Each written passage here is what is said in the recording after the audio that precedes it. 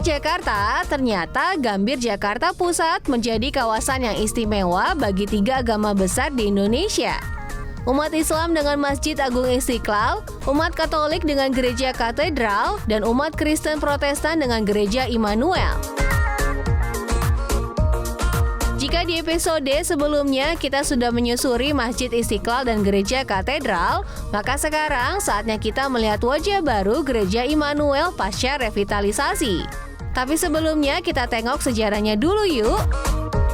Gereja dengan arsitektur bergaya klasisisme yang dirancang J.H. Horst ini rampung dibangun pada 24 Agustus 1839.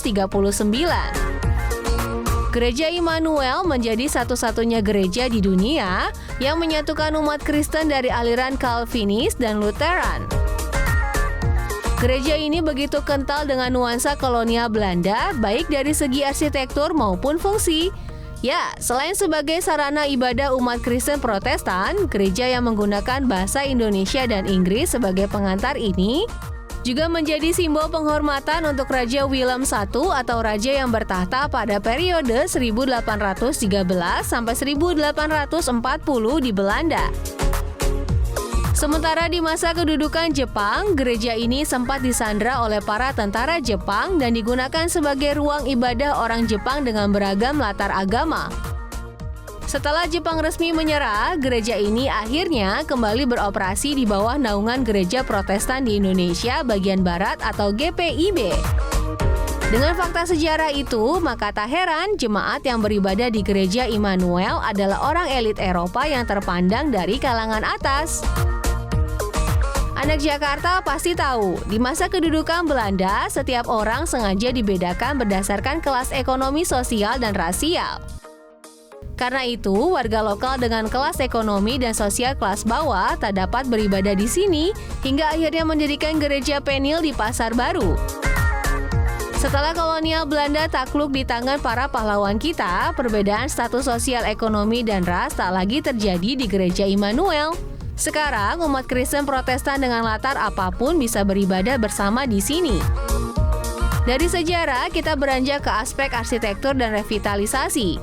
Jika dilihat dari ketinggian, Gereja Immanuel berbentuk bundar dengan pondasi 3 meter. Pada bagian fasad, nampak serambi persegi 4 dengan pilar-pilar Palladian yang menopang balok mendatar. Oh ya, fasad ini ternyata menghadap ke arah stasiun Gambir yang tak jauh dari sini.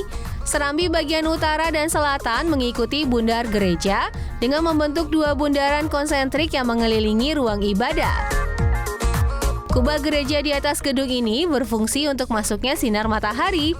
Sementara bagian utara dan selatan kubah mengikuti bentuk bundar gereja dengan 2 bundaran konsentrik yang mengelilingi ruang ibadah. Selain bangunan gereja yang megah, ternyata ada fakta menarik anak Jakarta. Ya, meski sejak awal sang arsitek merancang gedung ini untuk gereja, namun tak ada satupun ornamen dan simbol yang bernuansa filosofi iman Kristiani. Salib yang anak Jakarta lihat di depan baru ditempel sekitar tahun 80 atau 90-an. Jika gedung gereja umumnya berbentuk prosenium, maka itu tak berlaku di Gereja Immanuel. Kubah dan atap yang berbentuk bulat membuat bagian altar dan bangku-bangku jemaat membentuk konsep teater arena. Konsep ini didukung pula dengan dinding gedung yang cukup kedap suara, sehingga lantunan lagu rohani terdengar lebih menggema dan syahdu. Tak perlu pakai mikrofon, suara akan memantul ke berbagai sudut dan terdengar ke seluruh jemaat yang hadir di dalam gedung. Peribadatan akan berlangsung lebih hikmat dan auditif. Salah satu ciri dari gereja tua adalah orgel di atas altar atau bangku jemaat. Orgel yang anak Jakarta lihat ini adalah satu-satunya orgel generasi pertama atau orgel tertua yang ada di Jakarta. Sementara orgel klasik yang ada di Gereja Katedral dan Gereja Paulus sudah generasi kedua. Orgel karya tangan J. Dutch ini dibuat pada tahun 1843. Menurut pengurus gereja, proses revitalisasi Gereja Immanuel terbilang sangat menantang. Mengingat material gedung yang mayoritas asli dari Eropa, sehingga perlu studi kasus terlebih dahulu untuk menyesuaikan bahan yang orisinil dengan yang baru. Jika tanpa riset mendalam, maka akan muncul sejumlah persoalan serius. Beberapa tahun sebelum direvitalisasi, gedung gereja ini pernah mengalami salah penanganan.